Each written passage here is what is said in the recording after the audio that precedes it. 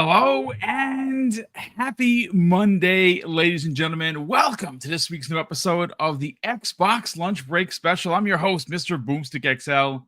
Folks, we have an outstanding podcast for you today, and we're actually going to have a guest joining us in about maybe 25 minutes, give or take. He's coming home from work. Chaos Lounge will be reprising his role on the show. We're going to be waiting to get his hot take on some of the big topics that came out of this weekend, surrounding Pete Hines, ladies and gentlemen, former Xbox employee, former Bungie head. I said Bungie, sorry, Bethesda head. Yeah, I mean, look, you're not going to hear me insult. I don't know him personally, right? Like, I don't know Pete personally. I know that he retired after being a part of Bethesda for 24 years. He spent a significant amount of time in the game industry, not only on the business side, but, the business of making games. So you're not going to hear me call him a POS or try to insult the man's intelligent. Obviously, he is a C-level or was a C-level executive. But I do have some thoughts and some theories into some of the commentary that he made. And not to be outdone, of course, we have former PlayStation boss Shaun Layden getting involved in the conversation, as he's done quite a bit. But let's bring in my co-host with the co-most. There he is, Fuzzy Belvedere. Fuzzy, first of all, I love the setup. Look, you got a virtual background. The head is nice and shiny. What's going on, brother? How you feeling? Welcome back. Doing good, doing good. Glad to be here. I don't know if there's going to be as much of an echo. This is the new studio setup. It's actually a real wall back there. Okay, very but nice. I'm on the away camera. Basically, I'm on my laptop because not everything is moved in and set up the way I want. But okay, that's fair. I'm ready to talk about some Starfield and this Game Pass narrative that seems to keep propping up when it comes to whether it's former PlayStation employees, former Xbox or Microsoft employees, or other devs amongst the ones that are negative about it as opposed to positive about it. I'm pretty sure we'll definitely get into it. Well, listen, brother, it's great to have you back. Big shout out to everyone that's already here. I haven't even, because I'm on another screen. We got 100 people already, and the show just started. So, of course, Mrs. Boom and I want to thank everybody for taking the time out of your busy day to stop by and hang out with me and Fuzzy, as you do on Mondays. Again, Chaos Lounge should be joining us in about 20-ish minutes as he is on the way home from work. We are going to get his hot take on some of the shenanigans surrounding Xbox Game Pass. And it's interesting because it's a service that at its core is not only one of the greatest, most consumer-friendly services in entertainment. Like, I know that, someone's going to come at me and say, well, Spotify or Netflix or even the Movie Pass. AMC has a Movie Pass. You pay a certain amount of money per month, and you can go see up to, I think, 8 or 12 movies per month. And no one is crying about the theater experience going away because of these deals. No, they have to figure out a way. And when I say they, I'm talking about these corporations, ladies and gentlemen. They have to figure out a way to be able to make money, bring new content, and in turn, bringing new content, bringing in new customers. And it's definitely a razor's edge. We're going to get into that on the second half of the show. So, folks, get ready. But I want to talk about Starfield because not only is it one of my favorite Bethesda games, it is certainly one of Fuzzy Belvedere's favorite games of the generation, I would dare say. He has a redonkulous amount of time, and I'm ashamed to say I have like 6 days.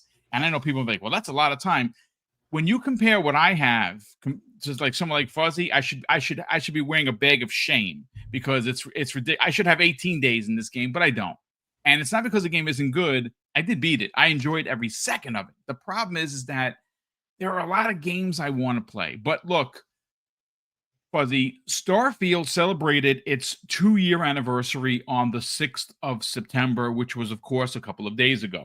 And what's interesting is that, was it the 6th that it come out, or did it come out the 3rd? I don't remember specifically. I know that they celebrated their 2-year anniversary by showing a very cryptic it wasn't a GIF. It was a small video Yeah. explaining that they were going to have an update for fans. Now, the update in question is one that I think a lot of people have been asking for.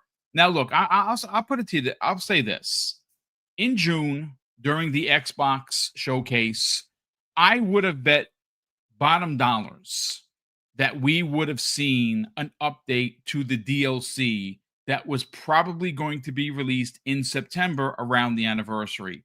And of course, I would have lost that bet. Listen, I thought for sure that the rumored DLC was going to be shown, but it wasn't.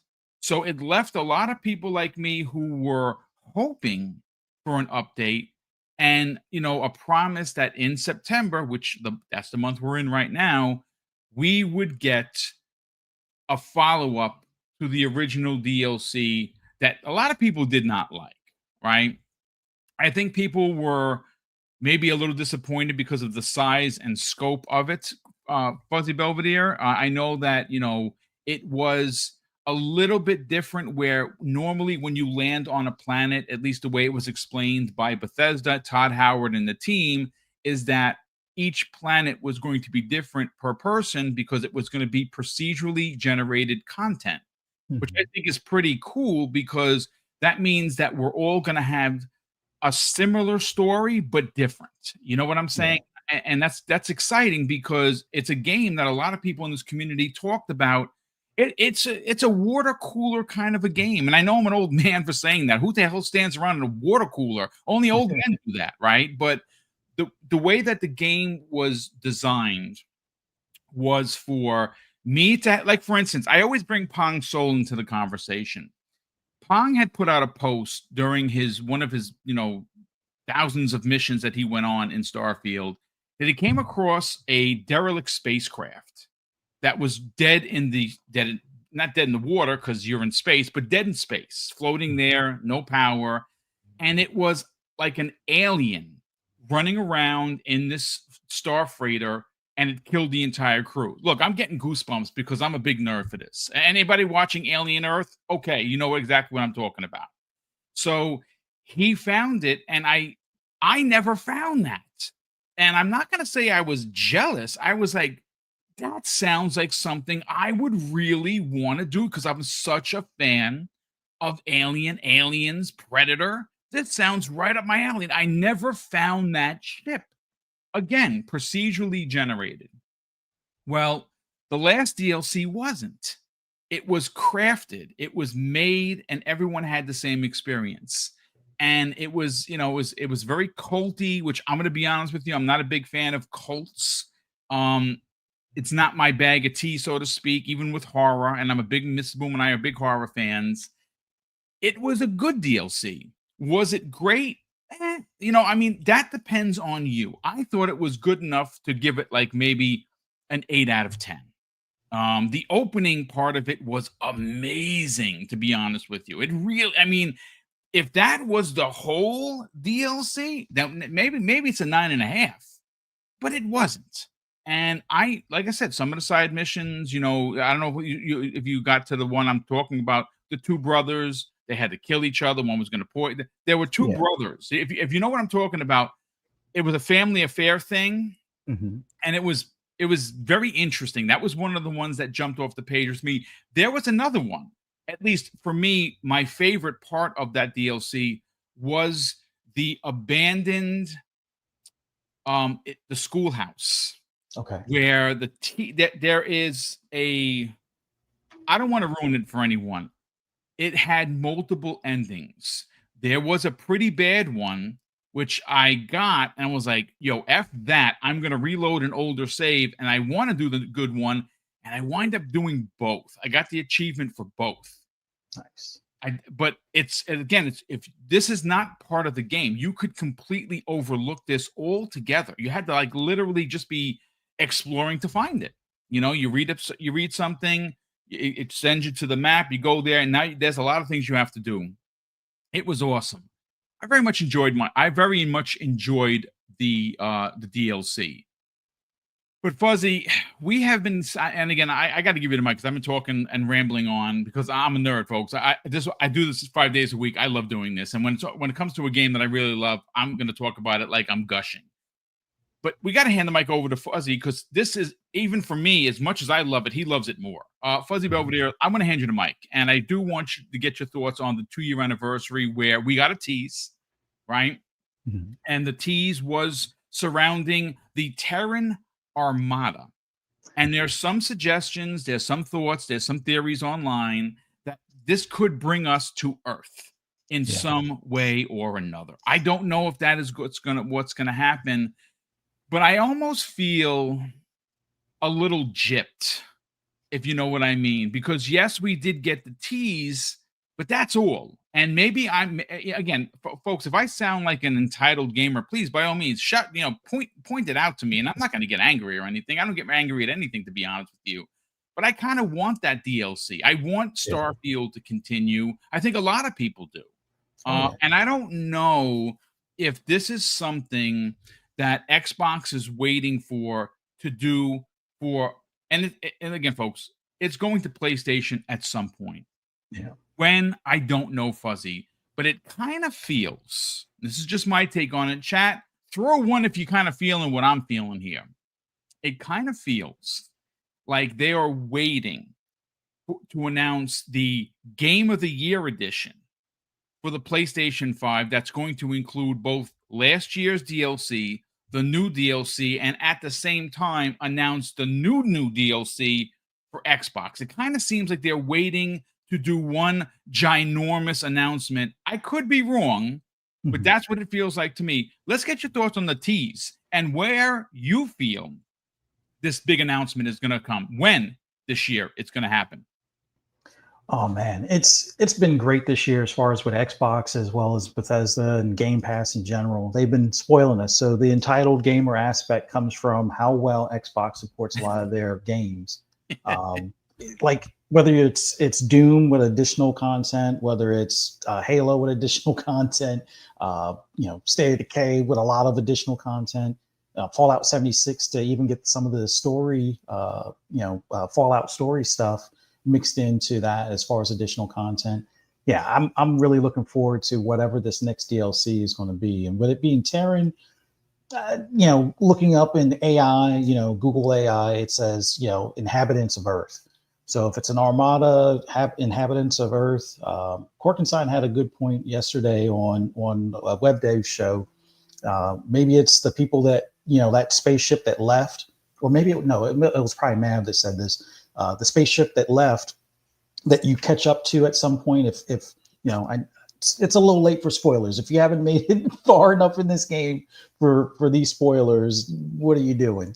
No, but there's a ship that leaves Earth kind of like around Star Trek like time frame, but it's well underfunded as far as technology and advancement. So it was like prior to like warp drive and whatnot.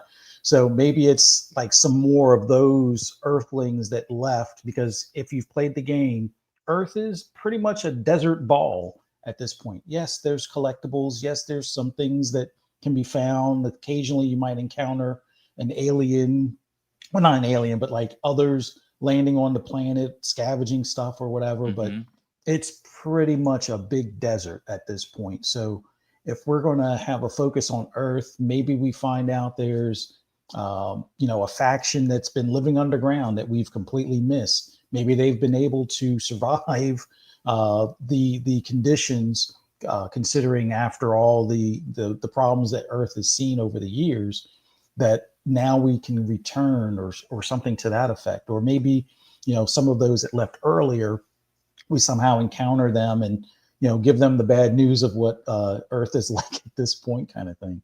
In any event, I'm real curious to see what this could be. And the word Armada, like I've been saying this ever since Starfield came out. If they could find a way of figuring out how to incorporate co-op, that would be awesome, because then you could have an armada of ships flying through, and maybe you have that big Starfleet battle against the Crimson Fleet, or maybe you hate the UC or whatever the case may be. you could now have maybe a few of your friends and their spaceships that they've had from their save of the game, flying together and exploring space together. Like this game, and the possibilities are endless, pretty much. And yes, I agree. Yeah, it'll eventually land on PlayStation at some point.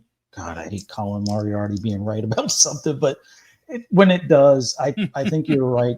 They'll see some additional DLC.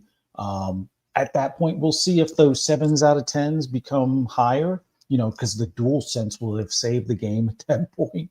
But considering how beloved this game is, and it's only on PC and Xbox at this point, bringing it to that additional platform, I think people will start to realize why a lot of people mention this as a game of a generation. Where and the reason why I look at it as such is 10 years from now, people will still be playing it. Sure, there'll be mods that might make it unrecognizable to the way it is today, but they're going to continue to do quality of life updates. They're going to continue to do DLC. They're going to continue to add or adjust certain things so that way you can have this ultimate, space exploration, sci-fi, experience.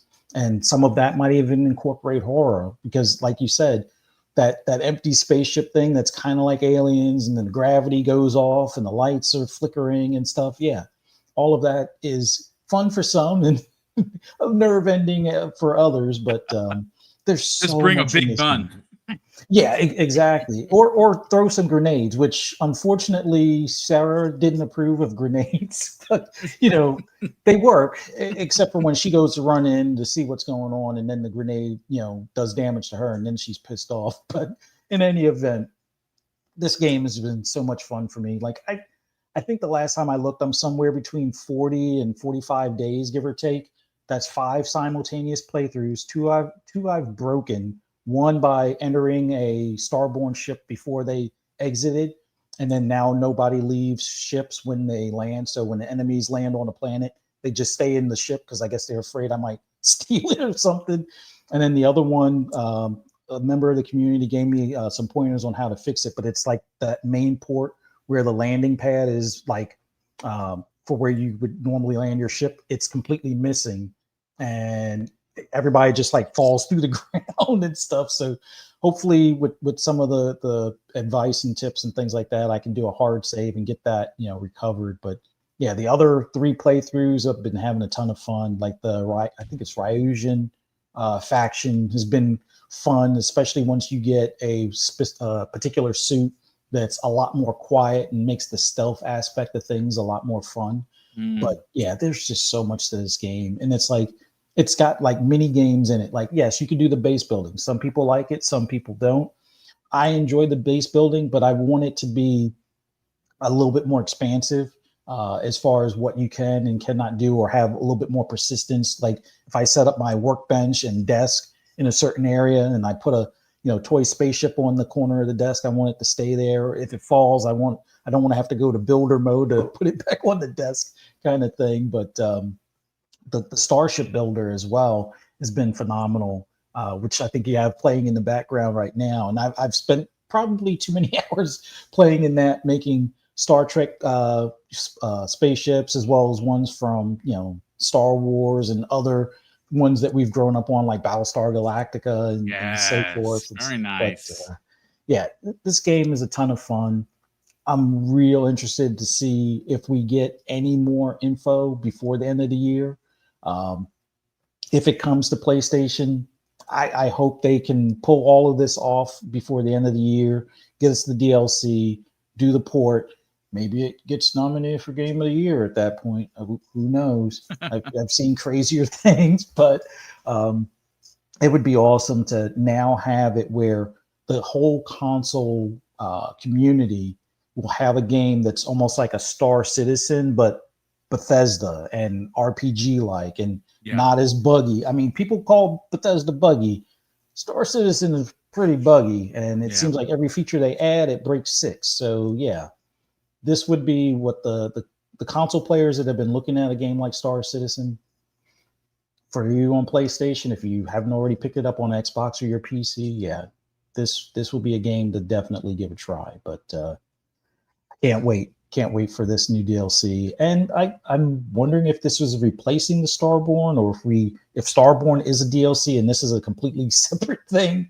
Because that's another thing that's kind of like we got some leaks about the Starborn DLC like a year or two ago, and if this Terran Armada is a different one, that would be interesting that they would have, a couple of these things lined up. Like Fallout 4, I think, had 4 DLCs lined up for it. Yes. So it would be awesome if we're at DLC 3 at this point. And I would love to see what they do to round it off with maybe the 4th installment, or maybe they continue, or instead of doing like a Starfield 2, or the thing I'm kind of looking for is a Starfield MMO. But I'm pretty sure they need more hands on deck before they can get there, and also have to finish Elder Scrolls 6 and Fallout 5. So we'll see how that lands. But yeah, I'm excited. The one thing I think most people are just waiting for is a roadmap. Right now, this is one of the things that we say for the good part of Xbox Game Studios. We have a roadmap. We know a lot of games. We know everything that's coming out for the remainder of the year, unless there's some sort of a shadow drop, right? We have an idea based on the 25th anniversary of both Halo Combat Evolved and the actual platform, that next year is going to be a very celebratory type of year. Gears is celebrating its 20th year. Halo, its 25th. Xbox, its 25th. We have it basically confirmed from Phil Spencer that we're getting the Trinity, the 3 pillars of Xbox in one year, which is in freaking it. I mean, it's storybook like, right? Mm-hmm. The 25th anniversary, you're getting a new, and could be a new old Halo, a new Gears, in Gears of War E-Day, and a new Forza Horizon potentially in Japan. I mean, wow, what a freaking year! On top of Clockwork Revolution could be next year, right? Yeah. We could get State of Decay. I'm starting to think that that's going to be a little further out. Listening to the One Man Dark Man podcast from last week, of course, Dirk Riggedy, one of my very good friends, and again, I'm a big fan of the work that him and the guys do on WBG Weekly, which I'll be looking forward to, catching up on that while I'm in the gym tomorrow. And they've been talking about it as well. And I mean, like, if you listen to what Dirt had to say, he has a couple connections. He thinks that there was some development trouble with with State of Decay 3. Some of the talent was left the studio. That happens. Yeah. But it might be a game that does not come out next year. It might come out the following year. Listen, at this point, they have so many games coming out. There's no rush for it. But bringing it all the way back, Fuzzy, to Starfield, I think if I were to say that I was disappointed, it would be that I want to jump back into the game, but I don't want to do another playthrough. I know people have played through it 6, 7, 8 times, and they've gotten some really wild starts and finishes. I'm going to throw this out there, folks, as the game is 2 years old, so it's not really a spoiler because you may not get this, but there were a couple of playthroughs. I've talked to a few people that when they went and they started over and they went back to where everything began, they were all children, for instance. Yeah. Like, everybody was children, not adults. That's freaking crazy. There was another one that someone told me that everyone was dead. There was no one alive. That is crazy if you think about it, right? So there's been, I mean, the way that they crafted this game, especially on your replay throughs, is just wild. For me, if I have to say, am I disappointed? This is what I'm disappointed about. We don't have a roadmap. We have an inkling of a DLC called Starborn, right? That's going to give us a glimpse into, well, the Starborn, right? That's pretty interesting. Now we have this, and I know somebody said that I got the name wrong, folks. I don't think so. Let me go to the notes. Hold on just a second, because I don't think I got it wrong, to be honest with you.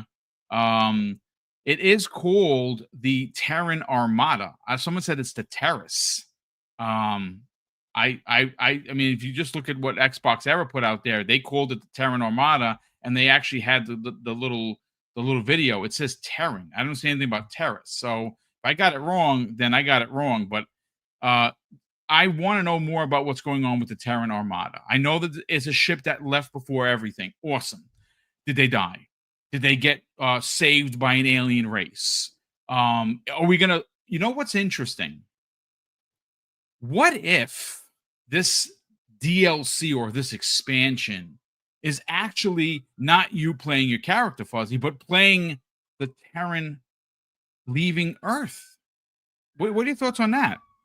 That would be pretty cool. Like, I think there's so many directions they could take this, but if we're playing as like a different character, like when they're fleeing the planet before the demise of the planet, or maybe just as technology allows them to travel further than our solar system kind of thing, that would be awesome. It might be a little disorienting because I know a lot of people will be like, well, I had all these weapons, I had all this gear. Will I be able to acquire that back? Or how would I be able to get some of those things? But I think it would make for a more interesting story because if you're isolated on that ship and then you're encountering aliens or you're encountering other beings that might be more technologically advanced, whether it's Starborn or even the Eclectic, or I think that's the name of them, or House of Varud for that matter, kind of thing.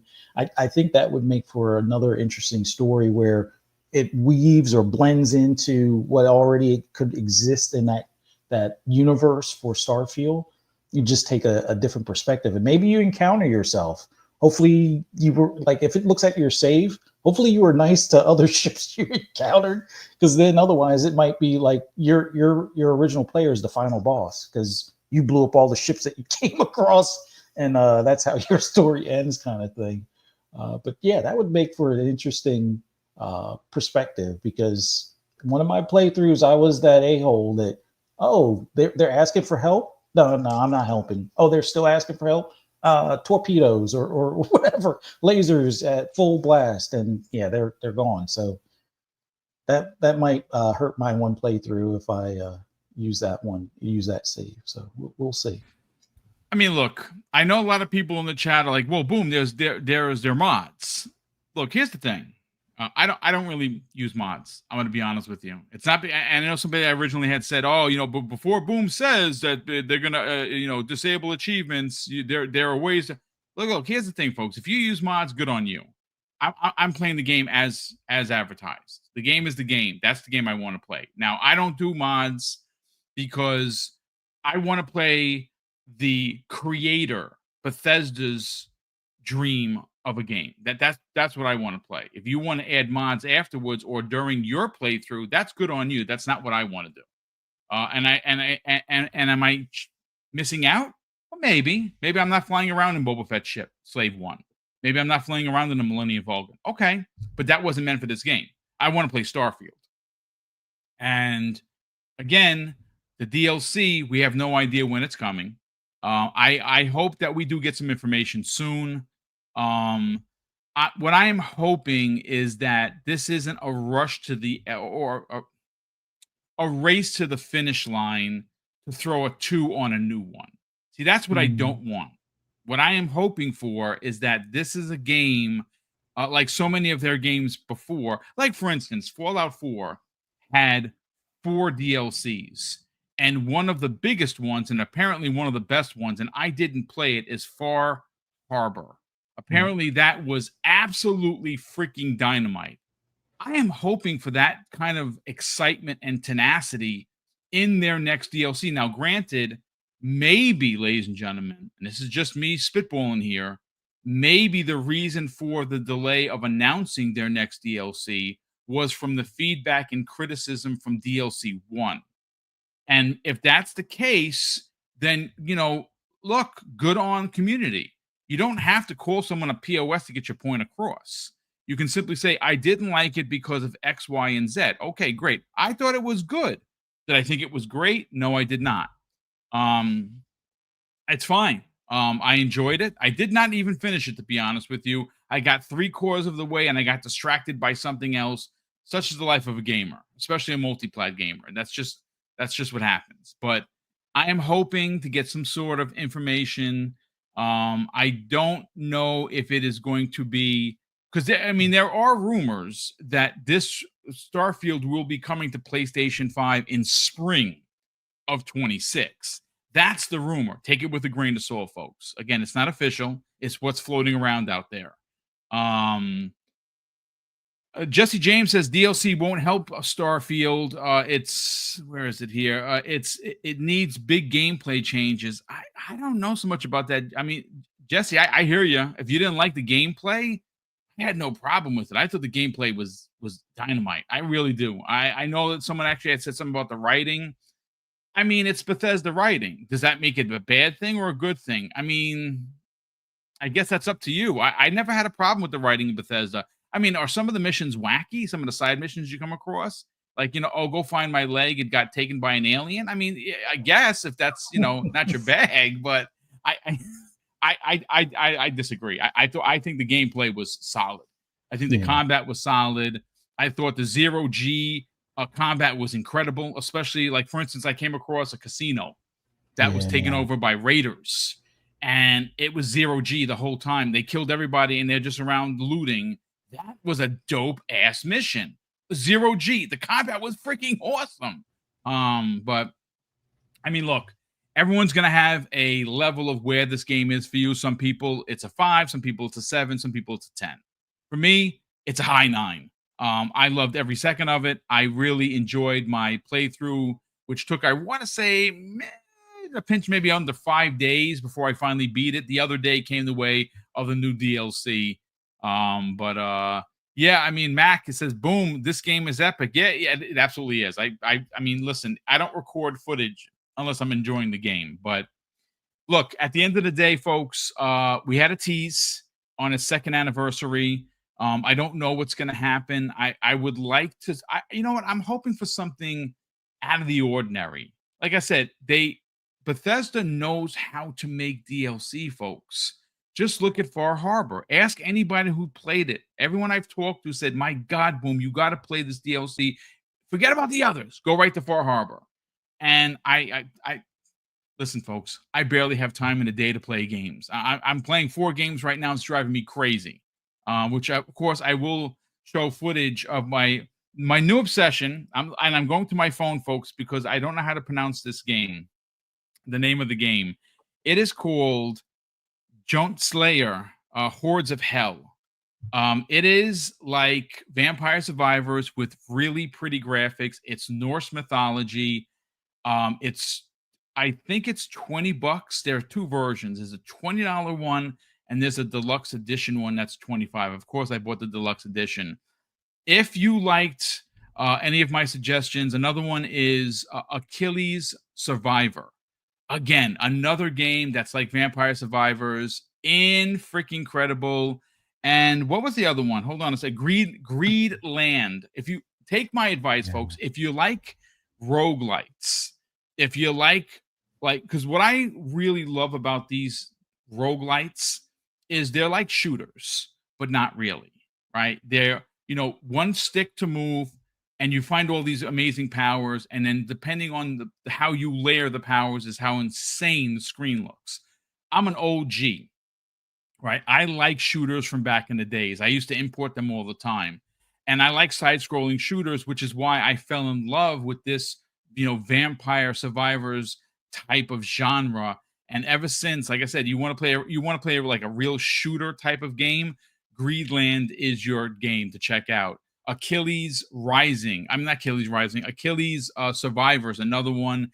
And like I said, the new one that I'm playing is Junt Slayer Hordes of Hell. Go check it out. I'm gonna have footage. I have to put the videos together and make sure the sound and the visuals look good for your screen. But I'm gonna definitely get to it. But look, Fuzzy, we got to move on to the big topic of the show. We're going to be here for a minute for this one. Not only because me and you are going to get into it, because I have a lot to say. And again, it's not going to be throwing anybody on the buses. I don't like to do that. I do not pretend to be smarter than anyone else. Obviously, I'm just a podcaster. I'm a retired police officer. What the hell do I know about business and gaming? Well, I've been in the business of gaming since 1978. So I think I kind of have an idea for it. And when I don't know, I admit it. And when I don't know further, I investigate it. I get articles. I find enough information to put my point out there that I don't sound like a boob. And you know what? Before we actually get into it, Chaos Lounge, my brother from another, welcome back, kind sir. How the heck are you? I'm good, thanks, Boo. Thanks for inviting me. Well, How's everyone? it is great to have you back as always. But you know what I want to do is I want to get into this particular topic. Now, the topic of Xbox Game Pass somehow being a deterrent to the industry as a whole has been played out, and it's tired. We have seen Shaun Layden really go to town on throwing Xbox Game Pass under the bus. He's come out and said that he would like a world where there are $80 games. He would like smaller and quicker developed IP, meaning that the games would be smaller, they would be put out quicker, but they would cost more. No, I don't know if Shaun is trolling sometimes or he's being serious, but he's also a millionaire. And see, this is where you're going to see the horns come out from Mr. Boomstick, because nothing pisses me off more when you have C-level or former C-level executives that have millions in the bank, right? And come out and tell us, the gamer, try to talk to us, the common folk, about money. Please don't do that, because you have no right. And again, I'm not a hater, ladies and gentlemen. I'm a congratulator. If you figured out a way to have $1 million or more in your bank account, good for you. But what I will not stand for, and what I will have a lot of pushback for, is when people try to tell you that a service is somehow a detriment to gaming as we know it via developers not finding enough money from being in the service, or the service somehow being too much of a pressure on developers to deliver. Folks, the reason I'm bringing this up, and I want to get into it more specifically, is a quote from Pete Hines. Now, Pete Hines, if you know, or maybe you don't, was a big part of Bethesda Softworks for years. And he left a couple of years ago in what was a very surprising move. Now, some people suggested that he was asked to leave, and others, he just wanted to retire and get back to not worrying about budgets and deadlines and things like Xbox Game Pass ruining the industry. Well, he was just interviewed at doubletap.com, and I'm going to spell it out for you. So if you want to check out the article, I will add the article to the show notes. It's dbltap.com. And they interviewed him, and again, it was a very good interview, ladies and gentlemen. And Pete talked a lot about his early days at Bethesda and some of the trials and tribulations that he had at his time at the studio. He was there for 24 years. But it's what he said. There were a couple of things that he said, but I want to focus on these two particular points, gentlemen and chat. And I'll start with this. According to the article, and according to Pete Hines, the tension of Game Pass is hurting a lot of people, including the content creators themselves, i.e., the developers. And of course, he goes on to say, secondly, they're fitting into an ecosystem that is not properly valuing and or rewarding what they're making. Okay, so is it what he said terrible? Well, it's his opinion, ladies and gentlemen. There's another little piece of information that came out during this interview, Fuzzy Belvedere, that he does pro bono work, which is admirable, for smaller developers. So basically, he's taking the time out of his retired day to advise smaller developers on how to navigate the very difficult waters of game development and, of course, selling your game ultimately. Well, that's awesome. You know, Pete, I want to pat you on the ass, sir. That's amazing. But here's the problem. He's doing it pro bono, which I think is amazing. And if you don't know what that means, he's doing it for free. Why do you think he's doing it for free? Because he is loaded, ladies and gentlemen. He's a millionaire. He was a millionaire before he left. He was a millionaire the minute Bethesda was picked up by Xbox and Microsoft because he had shares in the company. And he was even a more millionaire when Activision obviously came over because he's a part of the company and he made a lot of money. He's a millionaire, ladies and gentlemen. Same as Shaun Layden. Shaun Layden is a millionaire. So where I have an actual problem is millionaires who don't and can't discuss gaming as it is on our level as consumers, right? That's where I have a problem. And interestingly enough, gentlemen, one of the biggest takeaways from many of these C-level executives, or at least former C-level executives, is that every time they speak, the consumer is never a part of that conversation. The consumer is me and Fuzzy and Chaos Lounge and you fine folks, right? I don't think Pete Hines is worrying about having to buy a game. Not because he's getting them for free, because he can buy anything he wants. The same thing with Shaun Layden. That's where I have a love for Xbox Game Pass, because you pay $20 and you get a plethora of entertainment in one place. Now, nothing's stopping you from buying the game. You can buy everything in Xbox Game Pass, but you get it at a discount. But if you decide to play, let's say, for instance, Black Ops 7 this fall, and you don't want to buy the game, but you want to pay $30 for the upgrade to the Vault Edition, you can do that. And you're getting the $100 edition for your price of admission, which is $20 a month, and your $30, which is actually not 30, it's 10% off. So it's about 27 and change, to be honest. And again, you're not going to hear me try to throw Pete Hines under the bus. He is a professional in the business for over 25 years. And I know there's going to be some people like, oh, look at this Boom trying to, to say that he knows about gaming more than Pete Hines. I never said that, folks. I'm saying that from a consumer's point of view, what he's saying and what Shaun Layden is saying is hogwash. So, of course, I responded, ladies and gentlemen, to this, and I put out my own tweet. And the tweet goes on to say, hold on a second, let me just reset this, and I will read you my personal tweet. And I mean, folks, again, I'm being politically correct here. I'm not being an a-hole. I don't ever like to do that. Like I said, Pete Hines is in and has been a part of the business for a long time. I just think some of his commentary is wrong because he's coming at it from a millionaire's point of view. The one thing I will say, and this is confirmed, folks, you can go look it up yourself. For every one bad actor that tries to get clout by saying Xbox Game Pass is bad because of, there are 50 other stories from smaller devs that got into Xbox Game Pass and saw incredible success.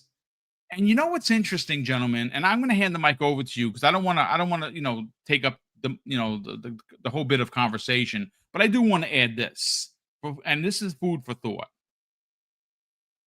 When you look at the gaming scope of and coming at this from a developer's point of view, I'm not a developer, but if you are a developer out there and you are trying to put out a game, and that game is good, mediocre, or terrible, the people will tell you how your game is. You are fighting thousands of games that release yearly, right? I mean, look how many games were added to Steam last year. It's a ridiculous number. You are trying to get your game noticed in a sea of other developers. See, that's the difference with Xbox Game Pass, because you guys know it and I know it. Every time there's going to be new games announced for Xbox Game Pass, What is it, folks? It's a community event. Everybody is going to Xbox Wire or their favorite content creator to hear about what new and old games are being added to the service for September, October, November, December, right? We all look forward to finding out what new games we're going to play. That's free advertising. And if somebody decides to get on the Game Pass train, they're going to get noticed because everyone is talking about Xbox Game Pass, what's coming that month. That's another great aspect of Game Pass. It's advertising for games that might not get that shine because they're trying to bustle and hustle to the front of the line so you will notice it, consumer. And you know what? Another thing that Pete Hines and Shaun Layden and many of the anti-Xbox Game Pass community never talk about? Black hole games. The free-to-play model is what destroyed this industry because you have folks that will play Apex Legends until their fingers are bleeding. Same thing for stuff like Minecraft or, pick your favorite, gas game, Warzone, Apex Legends, Fortnite. I mean, the list goes on, right? When you have those type of games that people just get lost in, that's why people aren't buying as many games as they used to. Not because of Xbox Game Pass. But, Fuzzy, I want to bring you in, brother. Again, according to Pete Hines, the tension of Game Pass is hurting a lot of people, including the content creators themselves, i.e. the developers. I find that to be hogwash. I do, because no one says you have to be an Xbox Game Pass. It is an avenue that you can get into. And by the way, there's a waiting list. You can't just walk up to the front of the line and be like, hey, I'm here, game A in Game Pass. That's not the way it works. Your game has to be seen and thought of by people who run Xbox Game Pass. But yeah, this is a game that would do good for our consumers. You're in. Here's a bag of money. Go. What are your thoughts on all of this anti-Xbox Game Pass rhetoric? And more importantly, the newest former C-level executive, Pete Hines, having what he had to say. I think the thing is we have to look at from what angle they're looking at it from. As far as that tension, from somebody like his position, it makes sense for him to say something like that because I guess the biggest thing is he's got to make sure that the people under him, or at least in his previous role, were getting this game within a certain timeline because they were expected to release it on this service within this window. And remember, I kind of look at his downfall was Redfall to some extent because, and I won't say he was directly responsible, but it felt like he was part of the all hands on deck for Starfield. And then, oh, you guys are good over there at Redfall? You need any help? No? Oh, well, they didn't respond fast enough. So he just went back on focusing on Starfield. So I guess there's some tension when you're one of the higher level management or C-level executives that, you have a deadline. You got to make these numbers work by this set date. And if things aren't going the way as planned, you got to, get your butt chewed by your boss or figure out whether you might be cleaning out your desk at the end of the week kind of thing. So is there tension with Game Pass? Yeah, I would have to assume that there might be some in the sense of working towards whether they should go with Game Pass or, avoid being in Game Pass, but watch something that's in Game Pass get a lot more exposure and coverage and a lot more, gamers playing it, talking about it on social media. Is that worth the advertising dollars that you'll have to spend in going in the opposite direction? Like if you're just going to launch this game as normal, what kind of advertising budget do you have? What kind of marketing plan do you have? Do you have a strategy for that would be able to not only cover your expense for the game, but also bring in a profit for your next game and keeping the lights on continually? I'm pretty sure there are all kinds of devs out there that would love to be in it and would loathe to be in that service. But I do also have a problem where people that are kind of removed from the daily expense to some extent of the average person. Millionaires aren't necessarily the top 1%, whatever, but they are a good bit removed from the average person. The average person might not be making six figures. And with that being said, the economy being what it is, there's going to be a whole bunch of different types of tension, whether you have to look at your utility bills or your grocery lists. There's going to be tension. But like you said, free-to-play games, I think, are a bigger factor in the detriment to gaming. And it's not that it's a complete detriment. It's against what has been the norm for so long. You're going to have to adjust to some extent. And Game Pass is kind of that adjustment to some extent. Although a lot of these studios that seem to be having these problems probably should focus more so on staying on budget or figuring out what the scope of the game is and the budget's going to be from get-go. A lot of times we see games that they have this grand idea and they may have had a budget in mind, but by the time they actually put pen to paper or finger to keyboard type of thing, the budget's exploded. Either the cost of the talent is much more, the resources to be able to use the mocap is more, or you'd have to pay more for the licensing rights for the engine or the licensing rights for the IP behind the idea.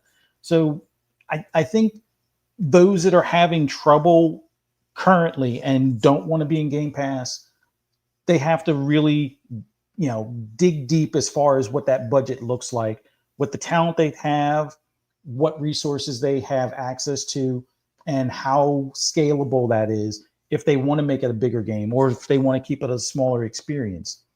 These free-to-play games are going to be the big thing that everybody's talking about because they didn't have to spend any money technically to play the game. You don't have to pay, the monthly fee for being online on a console for these free-to-play games. You don't have to pay for the free-to-play game. The most you might have to pay for is the season pass or a particular skin that you want.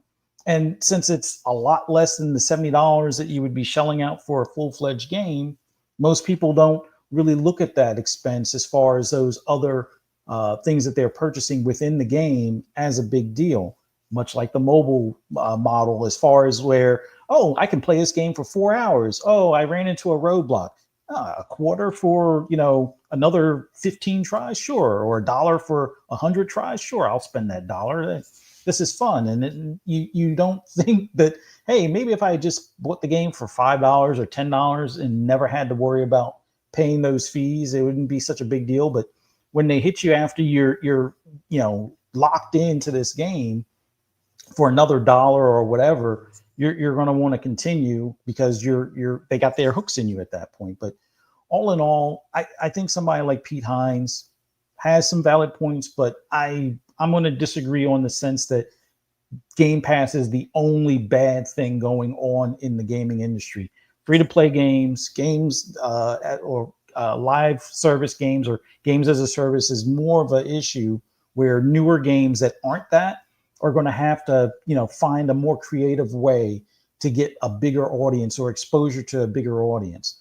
So whether that means you're paying streamers or you're spending millions on marketing, or you just have a downright good game that people can see clearly in either a beta test or in the video clips that you put online, it's going to be a hard fought battle for people's dollars and their attention. And that to me, that seems like a bigger problem. Like putting a game on Game Pass, if that's the goal and you're part of that publisher, like if you're within the Xbox fold, I think you can understand. Hopefully the C-level executives stay on the same messaging, but if your game is meant to, keep people engaged in the service and keep them subscribed, and your game does that, then that needs to be something that the executives look at when they look at those spec sheets, or not spec sheets, but they're looking at the revenue sheets and things along those lines. Well, how many copies did we sell? Well, how many hours are people playing? Is this generating revenue, or is this keeping people subscribed? I think that needs to be the bigger discussion amongst the C-level executives, that, something like Tango and Hi-Fi Rush don't wind up repeating themselves, where you do have a game that was a bit of a draw.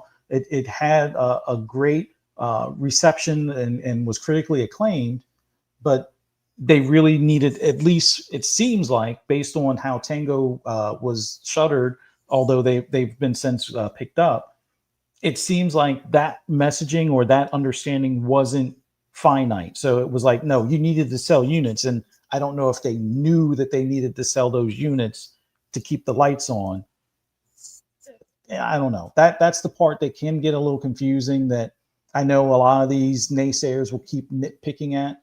But I think the bigger thing is there are other, elephants in the room that are probably more of a detriment financially. And some of that is, willfully making bad decisions on some of these, black hole games. Like, look at Call of Duty right now. Because they see the momentum of Battlefield 6, they're talking about not carrying over all the crazy skins that, some people were complaining about. Now, people spent money on those skins, and it didn't seem like it was a problem until it was. So sometimes you have that as a bigger detriment because, well, they're making a jump decision based on this upcoming game. But if that upcoming game doesn't succeed, then did you make a jump decision for no reason at that point? So there's just so many moving pieces to it. I get what Pete's saying. I get what Shannon Loftus is saying as well, because I think she also made mention, although not to the same extent, but it was more so a matter of, these are the discussions that the devs and the publisher themselves or the C-level executives need to have a more written in stone kind of understanding of what their purpose is. Hey, it's to keep subscribers and engagement. Or no, this one we need to sell more copies.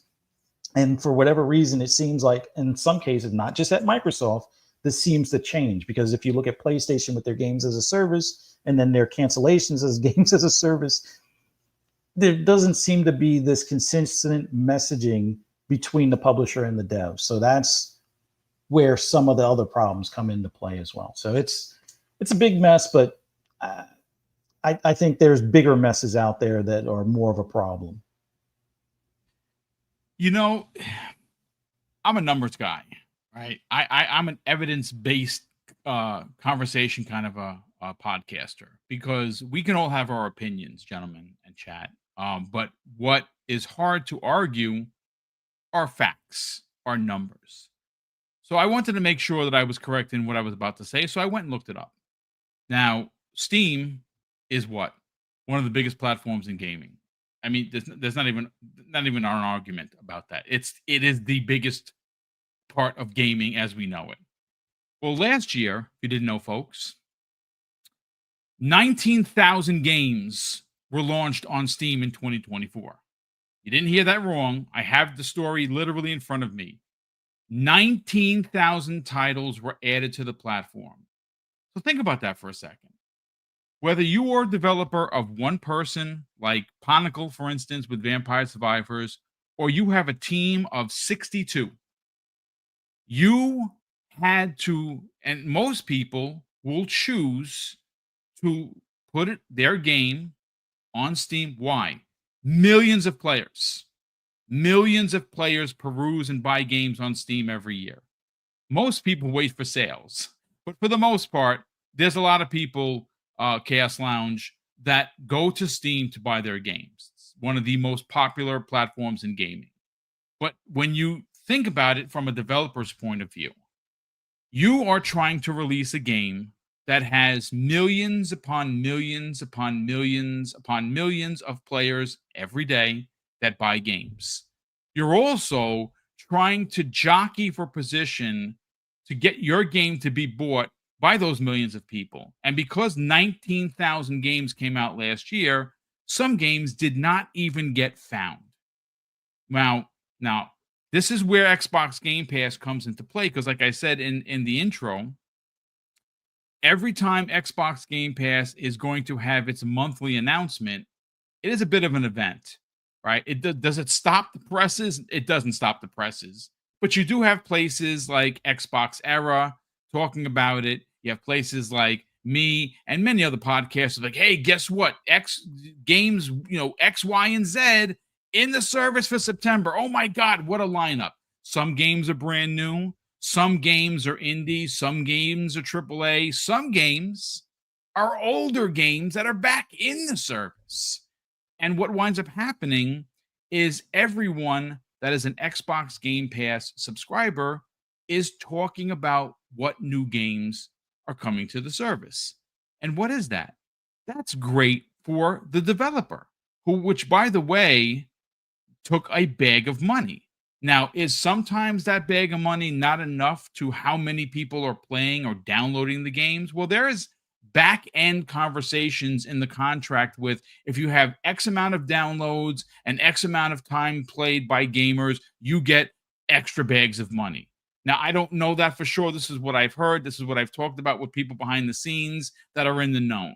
So they're written in these contracts that you just don't get like, for instance, oh, I want to put my game in Game Pass. Well, here's 10 grand, and it sells and makes Xbox Game Pass $100,000. You're like, well, wait a second. I feel like I got ripped off.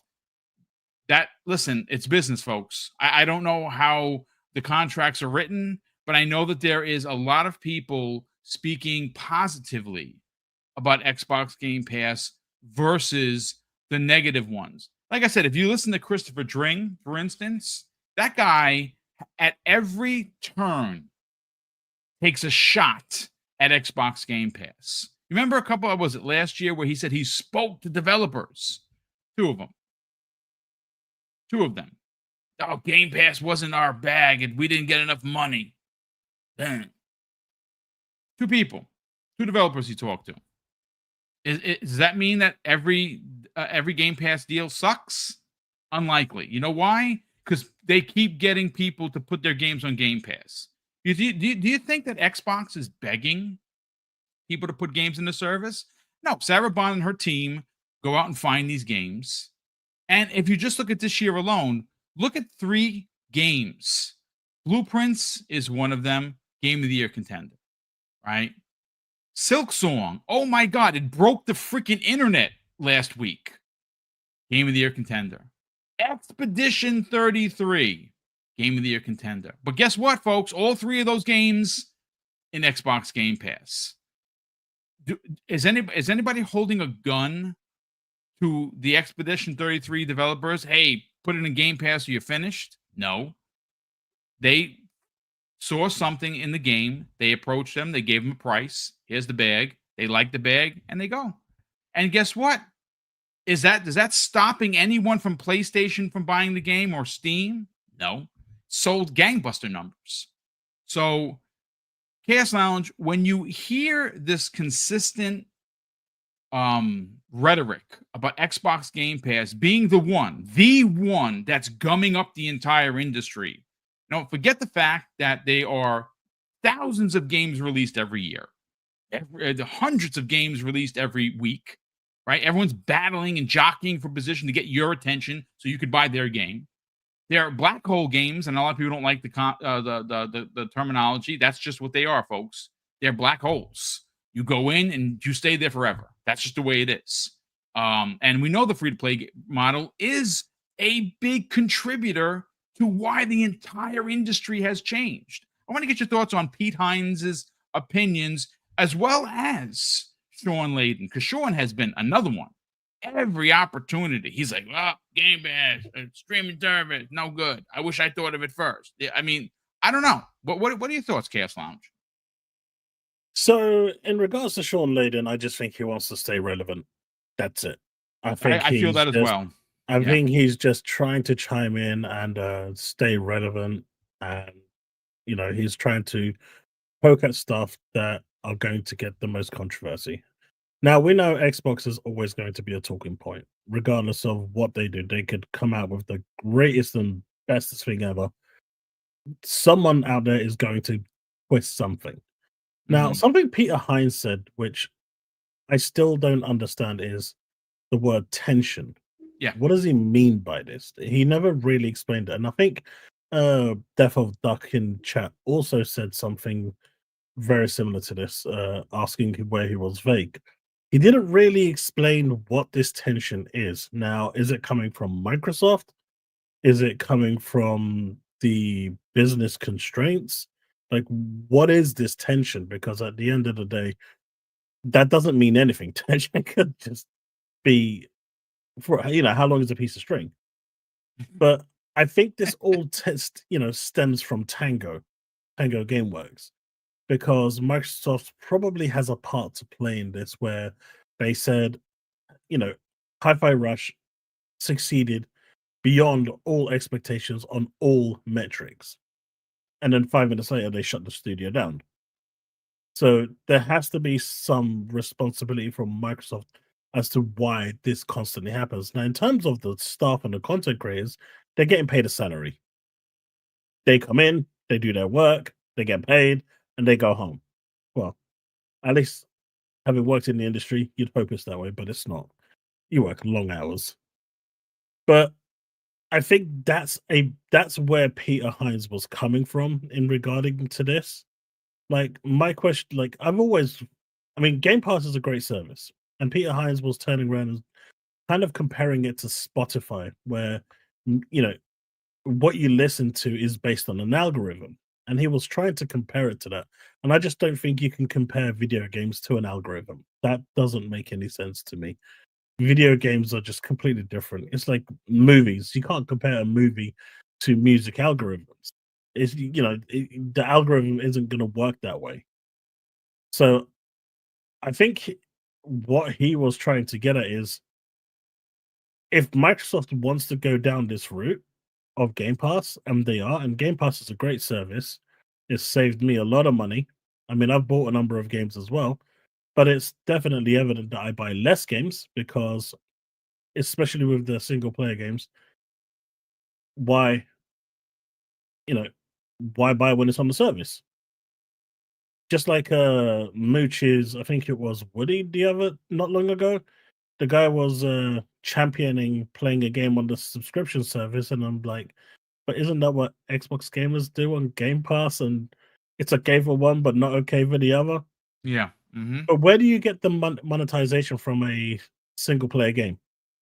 If there's no microtransaction, like say Indiana Jones, there's no microtransactions in that game. So what's the success rate for that? And I think that's where the tension is. Microsoft kind of needs to settle on what is acceptable and what is not. But I also think that just if it's a slow week, and if you want to be relevant, you're going to attack Xbox. You're going to attack the biggest fish on the pond, and that is Game Pass. That's it. I mean, if I made today an Xbox bad video, it's going to do gangbuster numbers. I think yeah, it is. Dirk Griggity actually tested it out not long ago, where he made one. Doc Dark made one. It made gangbusters. It's so popular to hate on Xbox. So, I mean, you brought up Chris String. That guy, I don't know if he's actually got a hate boner for Game Pass, or if he just wants to stay relevant in the media by occasionally throwing out a "I hate Game Pass" post, because that's what it does. Because I don't think any of his sources are actually real. He just makes it up as he goes along. Because when you ask for his source, it's always like, well, let me clarify what I actually meant after he's done the damage. Or actually, what I actually meant was, right? So he's always kind of backtracking what he actually says. He doesn't stick to anything he's saying. I think with Peter Hines, I think he approached it in the wrong way, and he didn't explain it enough, and the person asking him the questions just didn't clarify, didn't follow up with the right questions to be able to understand what he meant by tension.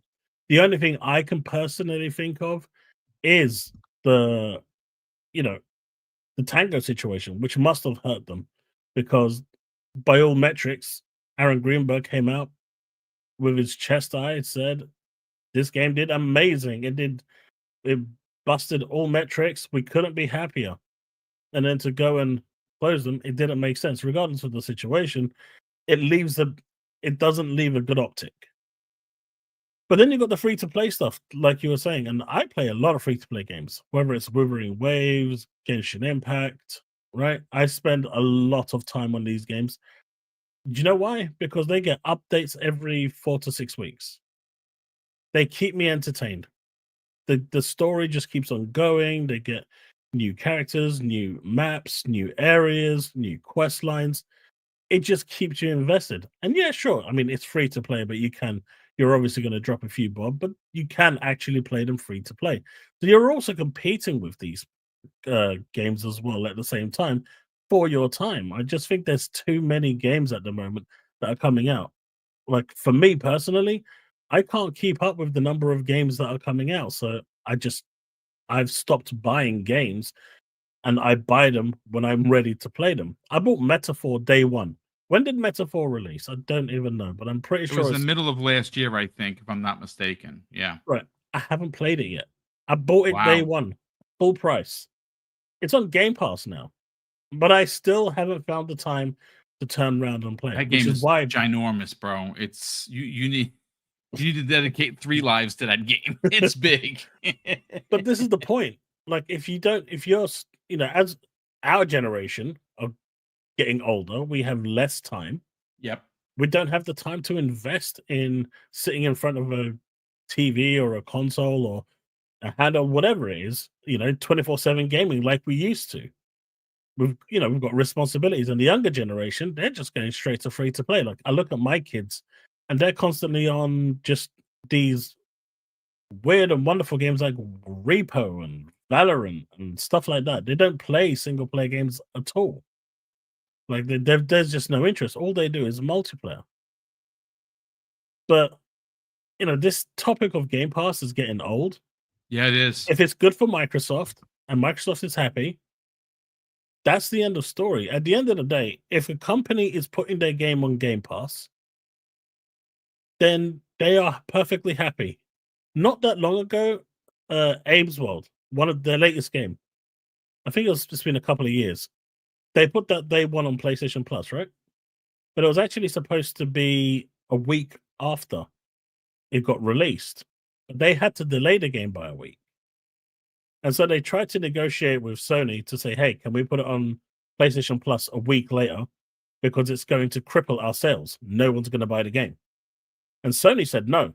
And it almost sent them bankrupt. Sony didn't care. But you didn't see a single article talking about this. I didn't even know about that, brother. That's news to me. Right? I think I read one article about this, and that's because the CEO of the actual company was so irate about it and how Sony treated them. And he said he's basically never doing that with Sony again. Because it sure, they had a contractual obligation to release it on that day, but come on, it's just a week. The guy's asking basically, I've had to delay it because we found a bug. So we can't really release it on this time. But no one talked about that. And that almost shut a whole company down. Wow. But you've got Game Pass bad this, Game Pass bad that. And honestly, I just think it's just people trying to stay relevant and trying to keep themselves in the limelight. With Peter Hines, he needed to divulge more into what he meant by tension. But personally, the only thing I can think of is exactly what I said. And that is, with Tango Gameworks, staff must be looking around and saying, what do we need to do in this new ecosystem to maintain our jobs? And I think that's the direction he's coming from in terms of Game Pass and its tension, rather than a gaming side. It's more of a business side. If you were working inside the Microsoft studio right now, releasing a game on Game Pass, what does success mean to you? Fuzzy, Boom, what does it mean to you? Success. Well, yeah. You go. I'll come on the back end. I think for me, success means that you've at least made enough to cover your costs. Like whatever you invested to make the game, the salaries, that if you can make that back, that's a success. Above that is obviously a bigger success, but also that people are playing your game and actively talking about it in a good way. Like if you made a game and people are crapping on it, like, oh, this game is stupid, don't buy it. that's probably, I wouldn't call that successful unless you were intentionally trying to troll people or something along those lines. But typically a game that's being played, people are enjoying it, and you at least made enough money to cover your costs. Like if I look at it kind of like almost from an independent filmmaker standpoint, like most independent filmmakers aren't worried about making millions of dollars on the film they make. They just want to, entertain people. And if they make what they spent, they're happy. Sometimes if they don't make what they spent, they're happy. But, at least you want to try to not go bankrupt making what you enjoy doing. And you would hope that the devs are able to continue making what they enjoy doing, even if it means that they're not like buying yachts or whatever. At least they're able to maintain what lifestyle they're able to maintain, kind of thing. So that's just my 2 cents. And before you jump in, Boom, let me just add to that. So in a game like, say, Forza Horizon 5, even if it is on Game Pass, people are going to spend via the microtransactions, and that's where they're going to make their money. I mean, Helldivers 2, Sony revealed that half of the money that they made, 50% came from microtransactions. So if a game like Hi-Fi Rush or Indiana Jones, which just released they released last year, they got their DLC now. If that, obviously, you need to buy the DLC, but Indiana Jones, that's a single player game. There is 0 microtransactions in that game. If 90% of people playing it on Game Pass play it, how much of that revenue goes towards the studio? And is that going to be enough? Don't forget, there are a plethora of studios releasing games from Microsoft. They've got over 40 studios. Yep. So, they're not going to get all of that 5 billion on that. So I think that's the problem right there. And I think, now that they're pushing their games out to other platforms, that definitely alleviates that problem, because people on other platforms can now pay for it at full price, while we, benefit from it being on Game Pass, which is why, I don't think it's overly a bad thing that it's going to other platforms, because it maintains that status quo and it keeps the bank balances. Because you playing it off Game Pass doesn't affect it, that doesn't go to their profit and loss. The microtransactions would. And so for a live service game, it works really well. It's perfect. You want as many people in a live service game. You want them through the door. You want to impress them. You want to keep them engaged, and you want them spending. But with a single player game that has a one-time purchase, if you're not even getting that one-time purchase, how are they getting a return on that investment? And I think that's what it was talking about. But yeah, Boom, what do you think? What's your view on success? It's funny because my answer would have been very similar to what Fuzzy was going to say, but I'm going to take it from a different angle. When you consider the exposure your game gets instantly, now walk with me, folks, on this, right? The average game developer, small team, right? Of course, there are big studios and there are big, teams that make these games. But for the most part, if you go to Game Pass on this Tuesday, by Thursday, there are 10 more games in that list of games. Some of them are made by people doing it behind one screen, one person. Some are teams of 3, 5, 10, 20, right? But there are new games going in there. And you, as the consumer, have to actively go into the store to go look for these new games. Now, I look every day because I'm always looking for the next Vampire Survivors. It's become my favorite genre. Not because it's really good at it. It's works for my schedule. Like, I bought Chronos over the weekend, intended to play it, didn't have enough time, right? Playing Call of Duty, right? Playing Helldivers 2, playing, the newest Rogue Light. I'm playing like 4 games. It's a lot. And when you have to produce 5 shows a week and 5 to 8 videos that have to be edited and art assets have to be made from scratch, that takes a lot of time of my day. So I don't play as many games. So I like these roguelikes because I can get in there and I can feel like I did something. Even if I play 20 minutes, 30 minutes, 40 minutes, I feel like I got something. The exposure on what happens when you're in Xbox Game Pass is worth its weight in gold because, again, like I said earlier, it's a community event. Everyone always knows what's coming into Xbox Game Pass on this month or that one. And if your game is in that lineup, they don't mysteriously don't. You've never seen a game just drop in Game Pass and it wasn't advertised at one point or another. If it's in Game Pass, we're all talking about it. Oh my God, did you see this? Now, granted, we don't know the exact number, but we did just get a report that there are over 35 million subscribers. That's 35. Now, is 35 million people going to play your game? No. But is there a chance that millions of people will download your game because it's in the service and it's advertised in a way where everyone is always talking about the next releases of Game Pass? The answer is yes. So it's worth its weight in gold. Player reach is another one. How many people, again, I just said it, 35 million people subscribe to Game Pass. Not everyone is going to play your game, but you could get 100,000 downloads, 200,000, a million downloads, right?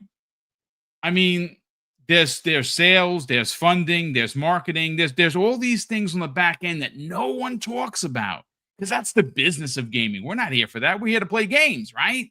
So that's my thoughts. You get all of these advantages in Game Pass. You get bags of money up front. Sometimes, like Fuzzy said, it covers your entire development cost. You were just paid your entire development cost for your game via the bag of money that Xbox gave you, which, by the way, we have it confirmed that they invest $1 billion with a B per year in Xbox Game Pass. It's probably so they're in it now. Well, it's probably more than that, and they made $5 billion, by the way, in their last score, financials, which is ridiculous. I mean that's my thoughts and theories on it, Chaos Lounge. I hope that's an answer that it runs parallel with Fuzzy's. No, it does, and I think you both have a valid point. I think you both have good points. The only thing that I will say is the exposure is great. There's no denying that. And companies that get, one thing you covered a lot of the time, Microsoft tries to cover the full development costs. So whatever they make after that is profit for them. And I think that is definitely something going for those that enter into Game Pass, because for those that get that deal, not all of them do, but for those that do, that's great. That means there is zero risk for their game. Even if they sold, 10,000 copies, that 10,000 copies is now just pure profit, because they've had the full development cost covered. So in that regard, it's great. Plus, it's going to get more exposure. That means when they make a sequel, if the game is successful, it's, whether they put it on Game Pass or not after that, they know that the game's going to have a much better appeal, reach, and ability. It's in the short term where games don't have any, where they don't have their development costs covered, and then those studios have to, they still have to make a profit and cover those development costs.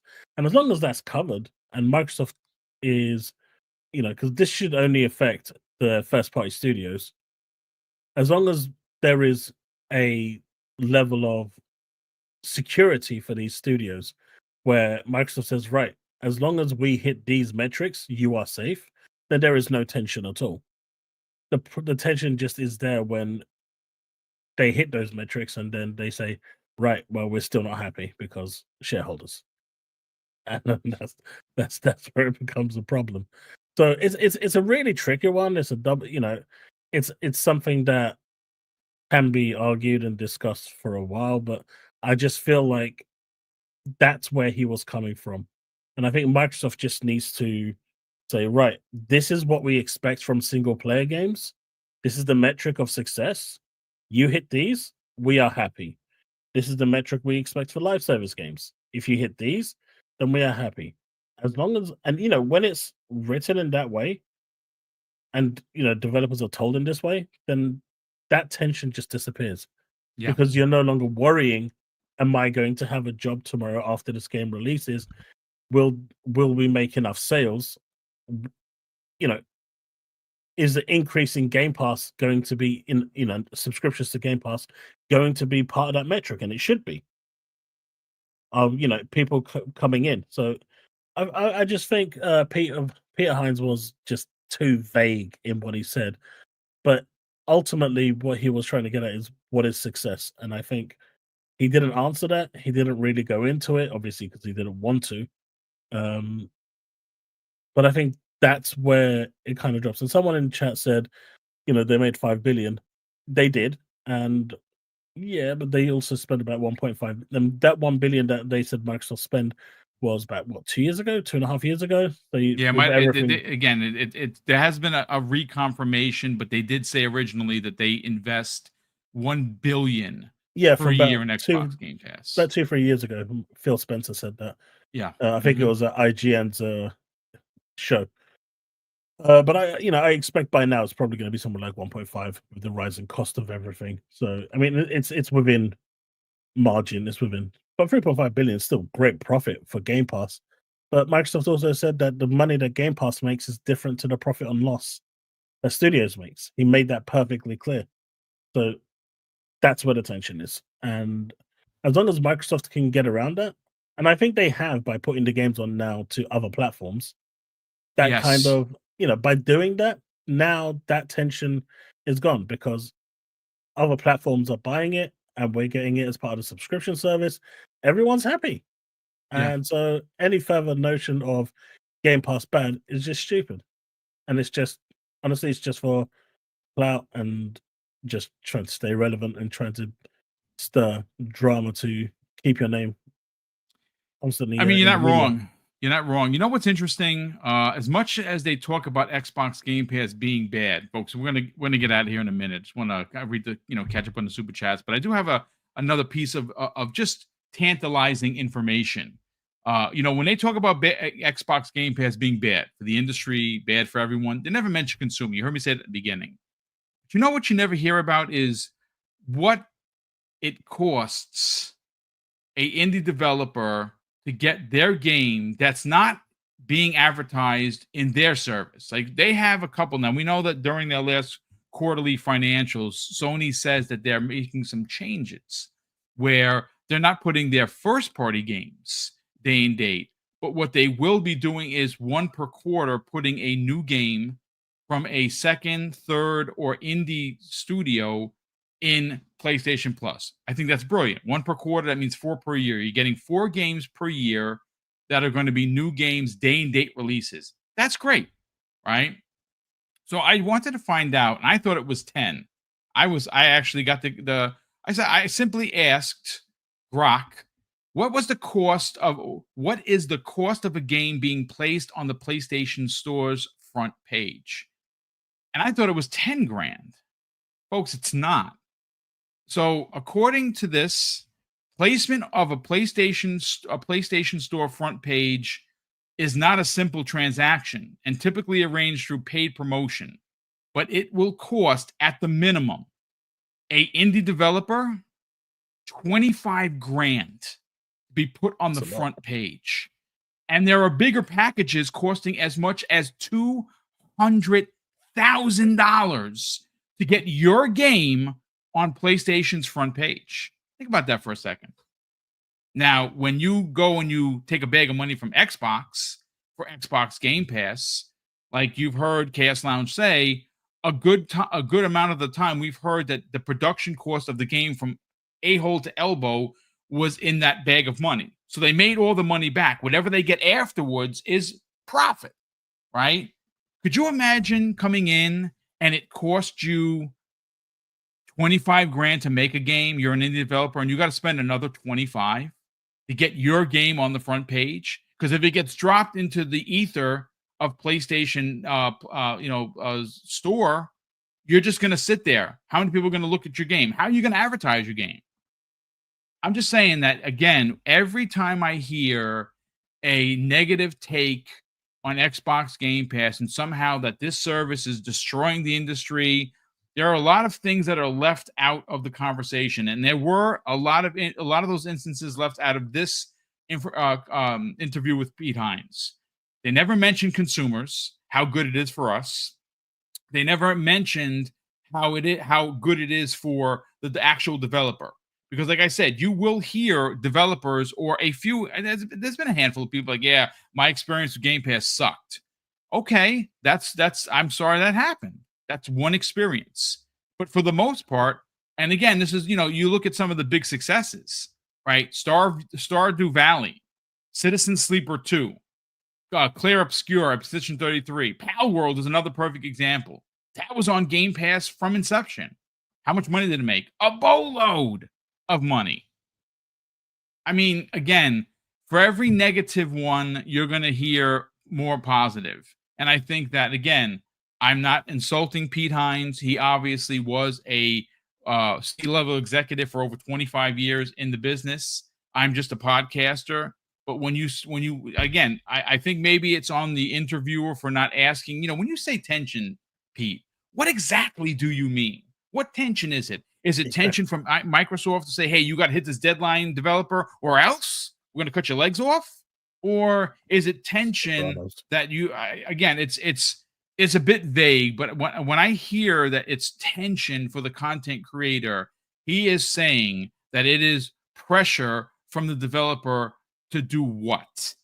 To get into Game Pass? Is there a long list? Do you have to? Is somebody standing at the velvet rope line and moving the hook to the right when you walk up and your game is being looked at, and then they put the hook back real quick when the game isn't so good? I don't know, but I think that there are bigger problems with the industry, and I think that Black Hole Games is a big part of that. These free-to-play models, I think it really did put a lot of pressure to have games come out that you're saying, listen, buy my game.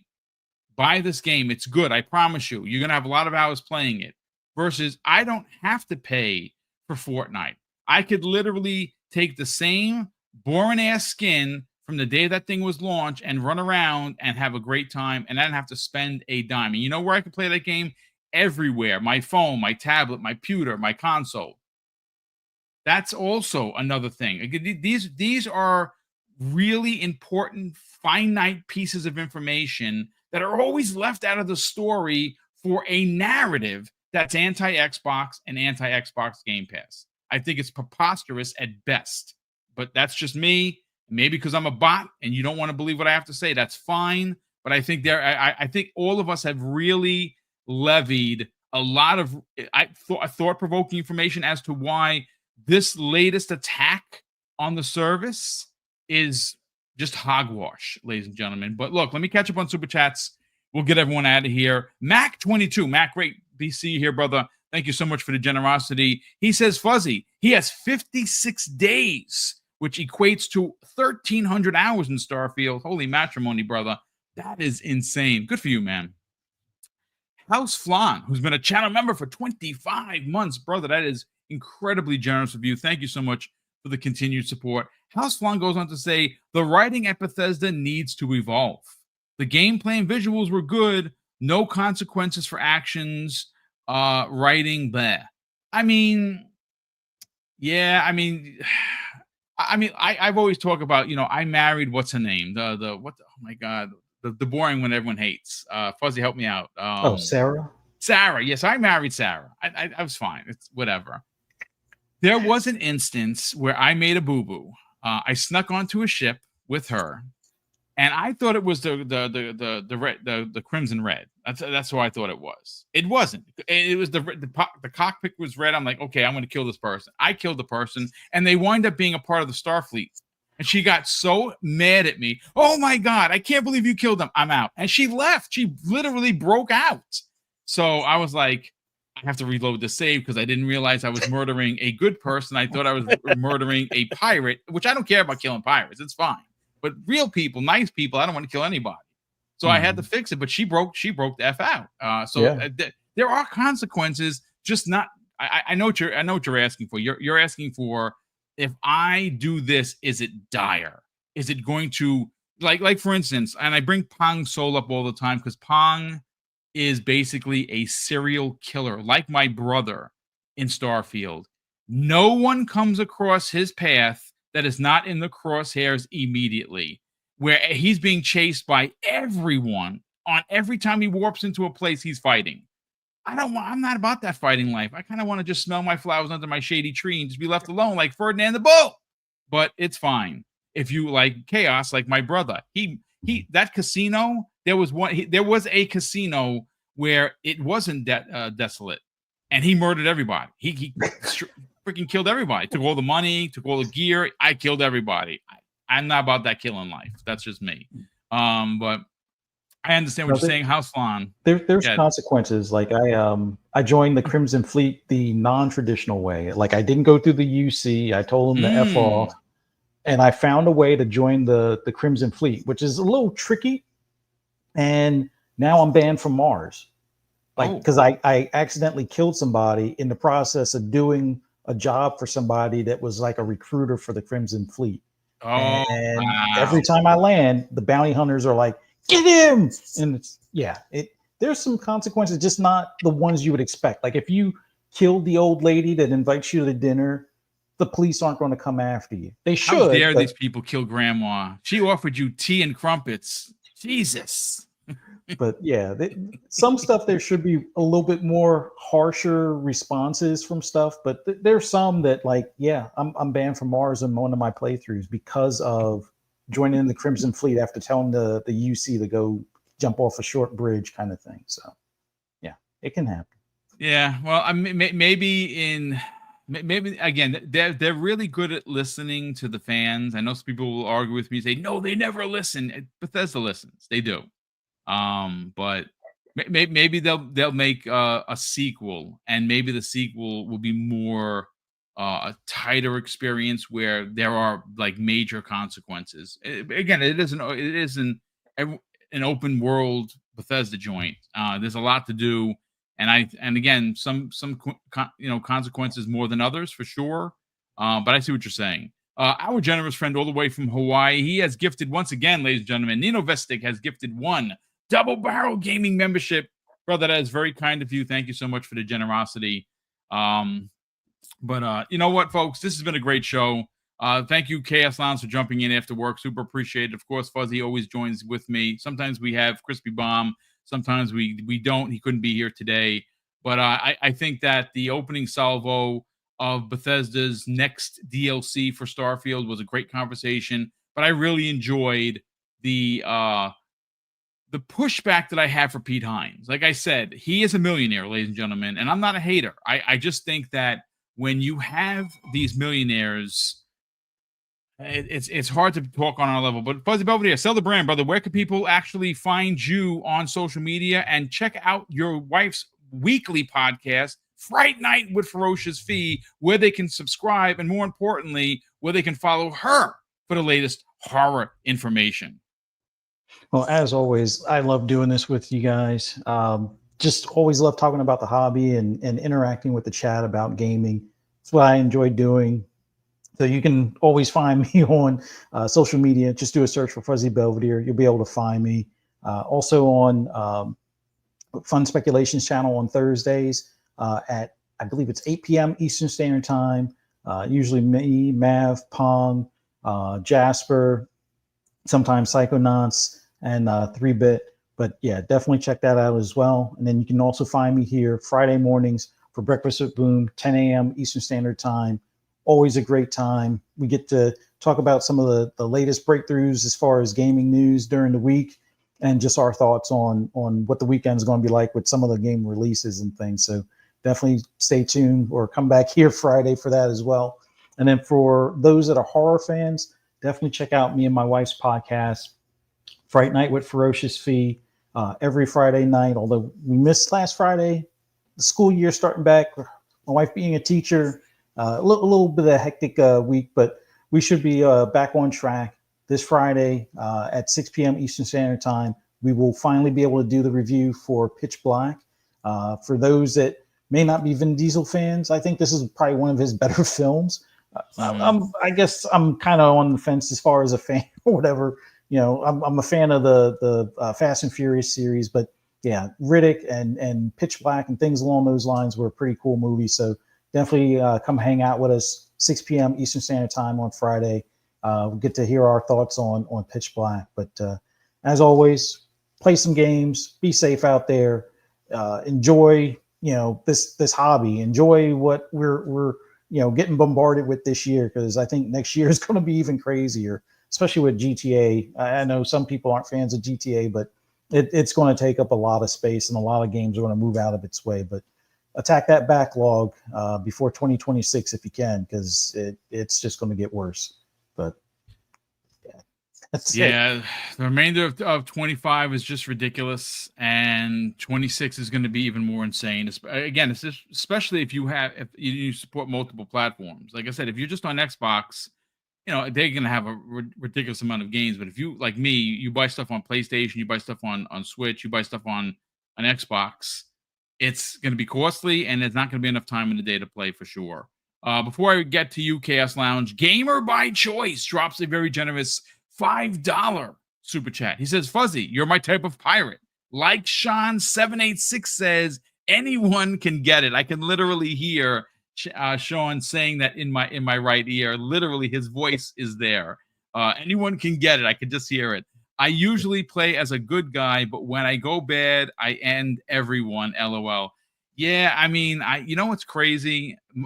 My moral compass is always on the right of good. I don't like even playing a bad guy in games. I know that sounds crazy. People are like, wow, Boom, you play GTA.